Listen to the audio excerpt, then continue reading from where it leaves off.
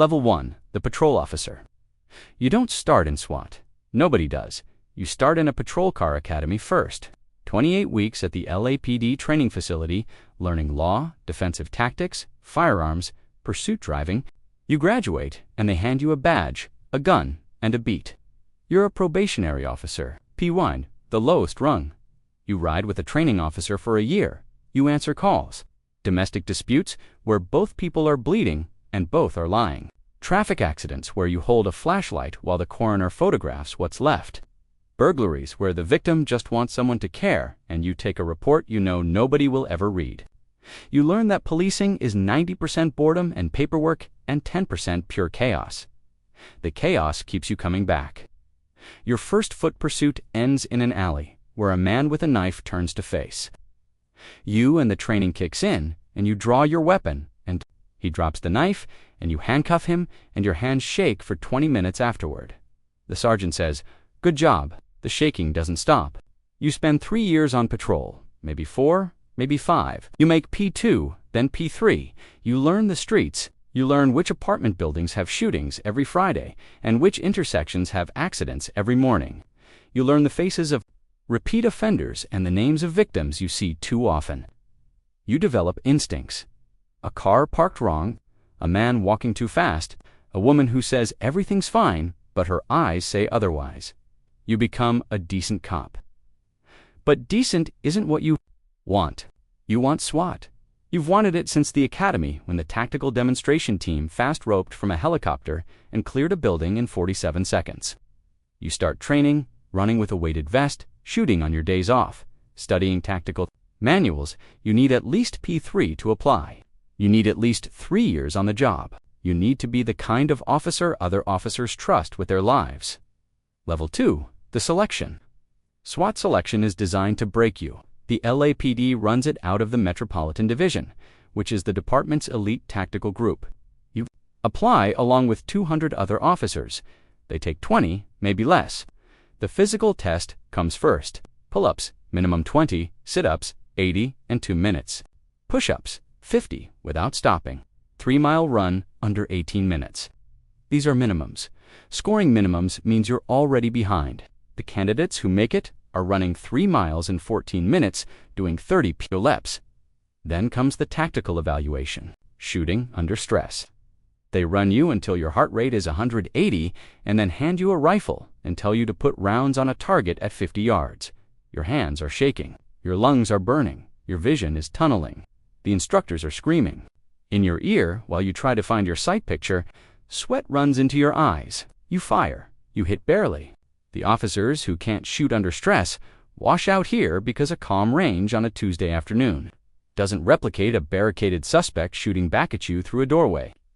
Then comes the scenario testing, a simulated hostage rescue with role players screaming in blank rounds cracking off the walls.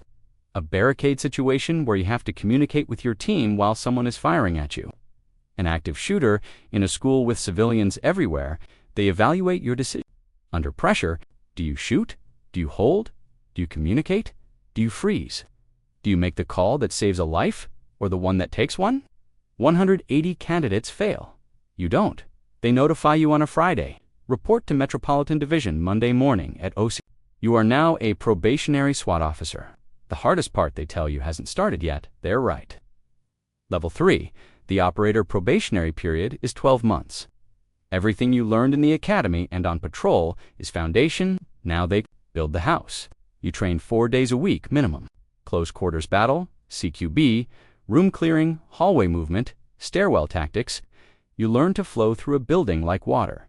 First man through the door goes left. Second goes right. Third takes center. Fourth clears the corners. You do this 1,000 times until it's automatic, until you don't think, until your body moves on its own and your mind is free to process the threat. You learn to shoot with both eyes open, to transition from rifle to pistol in under a second, to engage multiple targets in a room and make lethal accuracy decisions in the time it takes to blink. You train with flashbangs. The first time one goes off near you, the concussion rattles. Your teeth and your ears ring for an hour. You learn to use them tactically. Throw, wait for the bang, enter in the confusion window. Suspects are blind and deaf for 5 seconds. That's your window. 5 seconds to enter, identify threats, and neutralize them before they recover. You train in the kill house, a live fire shoot house with plywood walls and reactive targets mixed in. With civilian decoys, some targets are armed suspects. Some are hostages holding phones that look like weapons in low light. Shoot the wrong one, and you fail. An operator on another team shot a hostage target 3 years ago. During a qualification exercise, he was removed from the team that afternoon. Nobody argued, nobody appealed. You learn that SWAT doesn't get second chances because the people behind those doors don't get second chances either. You also learn the brotherhood. These men and women will take a bullet for you, not metaphorically, literally. The operator to your left will step into a doorway first, knowing he might die so the team can enter behind him. That kind of trust isn't taught, it's forged. Level 4, the breacher. After your probationary year, you specialize. Every operator develops a secondary skill. You choose breaching, the art of getting through doors, walls, and barriers as fast as possible. Mechanical, breach, a ram or Halligan tool to force a door. Ballistic breach, a shotgun with a breaching round that destroys a lock or hinge from 2 and away. Explosive breach, det cord, or a strip charge placed on a door frame that blows the door inward in a fraction of a second. You learn to read a door. From across the street, wood, metal, reinforced, inward swing or outward, deadbolt or chain. Each one requires a different approach, and the wrong approach costs seconds. In a hostage situation, seconds are lives. You train with explosives until the smell of C4 is as familiar as coffee. You learn to calculate charge weight to the gram. Too little, and the door doesn't open, and the team is stacked in a fatal funnel with a suspect who now knows you're coming. Too much, and you kill the hostage on the other side, or collapse the door frame and block your own entry. The margin between success and catastrophe is measured in grams of explosive and inches of standoff distance. You practice on condemned buildings until every door type is memorized. Your first real breach is a narcotics warrant. A reinforced steel door in a Compton apartment building at 4 a.m. The hallway smells like urine and mold. You place a strip charge on the hinges, while the team stacks behind you in the darkness. You arm the charge. You look at the team leader. He nods. You squeeze the clacker. The door blows inward. The team flows through the opening like they've done it 1,000 times in training because they have 3 suspects detained face down on the floor. 40 kilos of methamphetamine seized from a bedroom closet. No shots fired, no injuries. That's a perfect breach. They rarely go perfect, but when they do, it's the cleanest violence you'll ever see. Level 5, the sniper. Your team leader sees something in you. Patience, stillness, the ability to wait. He recommends you for sniper school. Not every operator can do this. Snipers are a different breed. You spend 6 weeks learning precision marksmanship at distances most officers never shoot. 100 yards, 200 Y, 300 yard. You learn ballistics, how bullets affected by wind, temperature, humidity, elevation, the rotation of the earth at extreme distances. You learn to calculate adjustments on the fly. A 10 miles per hour crosswind at 200 yards moves a .308 round 4 in. Missing by 4 in on a hostage call, and you killed the wrong person. You learn to build a hide-a-concealed position where you can observe and engage without being detected. Rooftops, tree lines, parked vehicles with modified interiors. You spend hours lying motionless behind your rifle, watching a door or a window. Through a scope, feeding information to the team. Most of the time, you never fire. SWAT snipers take shots rarely, but when the call comes, when the team leader says green light, you have 1 shot. 1 chance at a target that might be standing. Behind a hostage, a headshot through a window at 75 yards, while your heart is beating 140, and the hostage's life depends on you squeezing the trigger between heartbeats.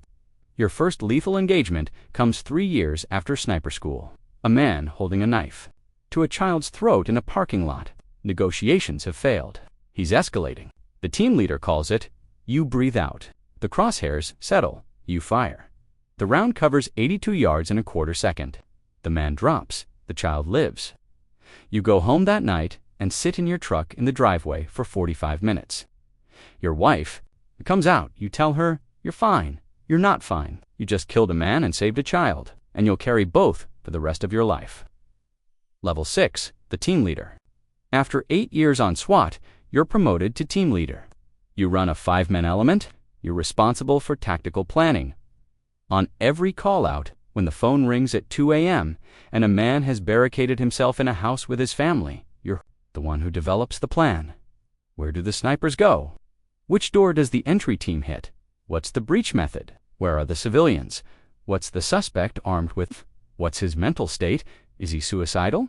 Is he homicidal? Is he on methamphetamine? Which makes him unpredictable and resistant to pain. You make these decisions in minutes with incomplete information and lives hanging on every choice. Your first major call-out as team leader is a bank robbery gone wrong. 3 armed suspects, 7 hostages. The suspects are panicking. Negotiations stall. 1 hostage is diabetic and deteriorating. You develop 3 plans simultaneously. Primary entry through the rear. Secondary through the roof. Emergency assault. If a hostage is in imminent danger, you brief the team in a parking lot 2 blocks from the bank using a diagram drawn on the hood of a car. You position the snipers on the building across the street. You wait. Waiting is the hardest part. The negotiator gets 1 suspect to release 2 hostages. Progress. Then the situation deteriorates. A suspect fires a shot inside the bank. You make the call. The team breaches the rear door.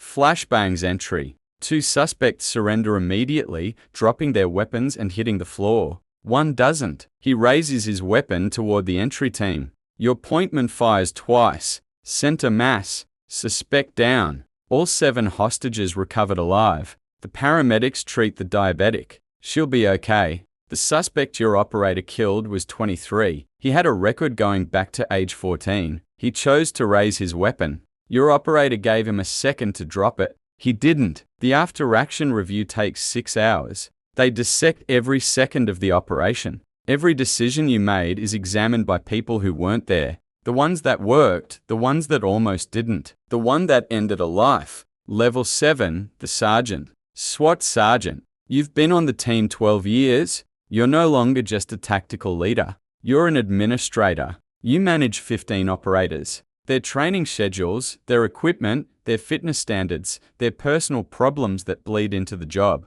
The operator, whose wife is leaving him because he comes home at 3 o'clock a.m. smelling like flashbang residue and won't talk about what happened. The operator who's drinking too much since the shooting last month. The sniper who passed his qualification, but whose hands were shaking. You know, because you watched through binoculars, you decide who stays and who goes. An operator who can't perform under stress is a liability to the team. A liability on a SWAT team gets people killed. Not maybe, definitely. It's a matter of when, not if. You pull him aside. Not a conversation anyone wants to have. You tell him he needs to talk to someone, a department psychologist, a chaplain, anyone. He says he's fine. They always say they're fine. You've said it yourself 100 times. When people asked, you know what fine means in this job? Fine means not fine, but still functioning. Fine means the nightmares aren't every night anymore. Just most nights. You run the team's training program.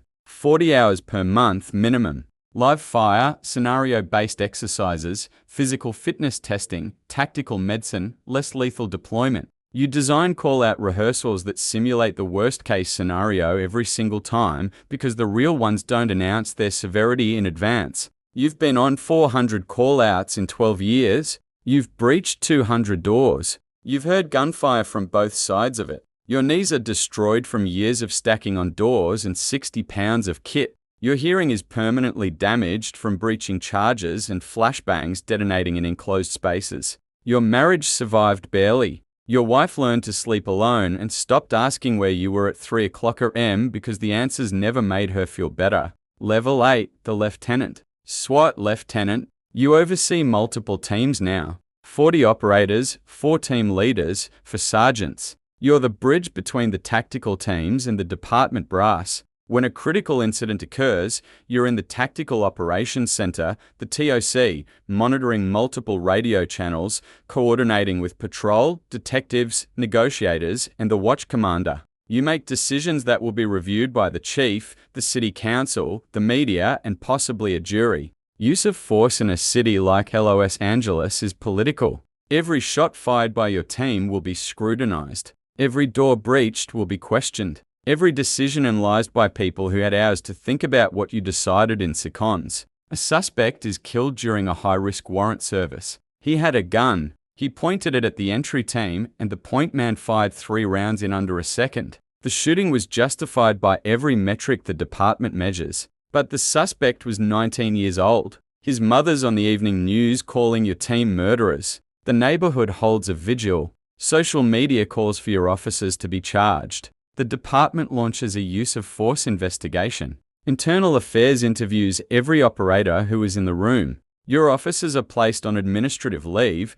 which means they sit at home replaying the moment over and over while the investigation takes its course. You write reports that will be read by lawyers, city officials, and possibly a federal judge. You testify in front of a civilian review board. 6 months later, the shooting is ruled justified. The mother still calls your team murderers on the anniversary. She'll do it every year. Your operators carry that. You carry that. The public sees the headline. They don't see the 19-year-old pointing a loaded gun at men who have wives and children at home. They don't see the half-second decision window that separates a justified shooting from a dead officer being carried out in a flag-draped casket. Level 9. The commander, SWAT commander, captain or above. You run the entire unit, 60 to 80 operators, equipment budgets in the millions, armored vehicles, helicopters, weapons systems, training facilities. You answer to the chief of police, and the chief answers to the city.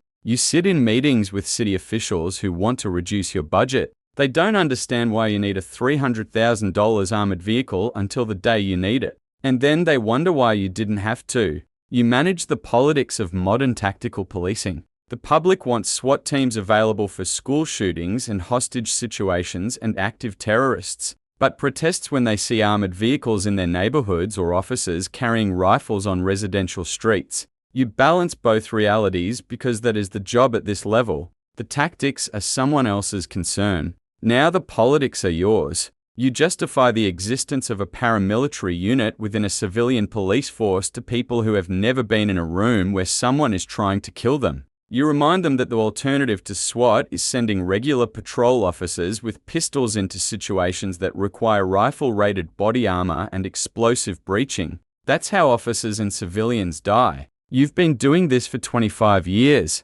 You've been on the team since you were a P3 with something to prove and nothing to lose. You've breached doors, taken shots, buried friends, stood at attention while taps played over caskets, written letters to families that could never say enough, testified in courtrooms where lawyers tried to make you the villain, and sat in too many hospital waiting rooms praying. An officer survived surgery. Your body is a catalogue of accumulated damage. Shoulders, knees, back, ears, a hip that predicts rain. The department's insurance covers the visible injuries. The invisible ones you manage alone. Level 10, the cycle. Somewhere in Los Angeles right now, a patrol officer is running with a weighted vest on his day off. He's studying tactical manuals in the break room. He's putting extra rounds downrange after shift because his shooting needs to be perfect. Not good. He's been on the job 3 years and he wants SWAT. He saw the tactical demonstration at the academy. The fast rope from the helicopter.